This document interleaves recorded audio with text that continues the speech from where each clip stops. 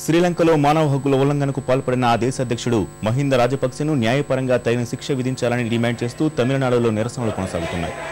ఎన్నికలు వచ్చిన ప్రతిసారి తమిళుల హక్కులు కాపాడుతామంటూ రాజకీయ పక్షాలు తమిళులను మోసం చేస్తున్నాయంటూ నిలదీంచారు. ఎన్నికలను బహిష్కరించాలని తీర్మానించిన గ్రామస్తులు ఓటుల కార్డులు తమకొద్దంటూ స్థానిక రెవెన్యూ అధికారికి తిరిగిచ్చారు. తమిళులకు రాజకీయంగా న్యాయపరంగా సముచిత స్థానం కల్పించేంత వరకు ఈ ఓటరు గుర్తింపు పత్రాలు తమకొద్దంటూ నిలదీంచారు. శ్రీలంక సర్కారు తీరును నిరసిస్తూ భారీ ఊరేగింపు నిర్వహించారు. రాజపక్సేకు వ్యతిరేకంగా భారీగా నినాదాలు చేశారు.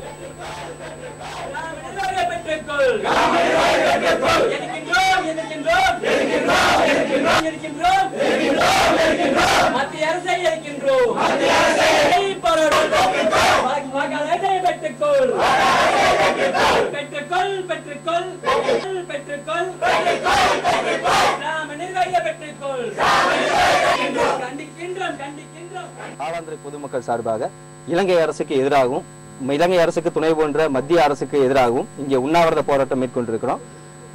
தமிழின பாராபட்சமாக பார்க்கின்ற அது வெறும் ஓட்டுரிமையை மட்டும் எதிர்பார்க்கின்ற ஓட்டு மட்டும் வாங்கி கொண்டு அரசை அமைத்துக் கொண்டு தமிழனுக்கு எந்த ஒரு உரிமையும் வழங்காத மத்திய அரசை கண்டித்து எங்களுக்கு ஓட்டுரிமையே வேண்டாம் என்று கிராம நிர்வாகி அலுவலரிடம் எங்களது ஓட்டுரிமை அடையாள அட்டையை நாங்கள் சரண்டர் செஞ்சிருக்கோம்.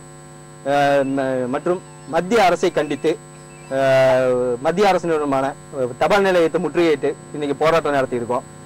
மேலும் போர்க்குற்றவாளியான இனப்படுகொலைவாதி ராஜபக்சேவின் உருவபொம்மை அடித்து எங்களுக்கு கடுமையான எதிர்ப்பை தெரிவிச்சிருக்கிறோம்.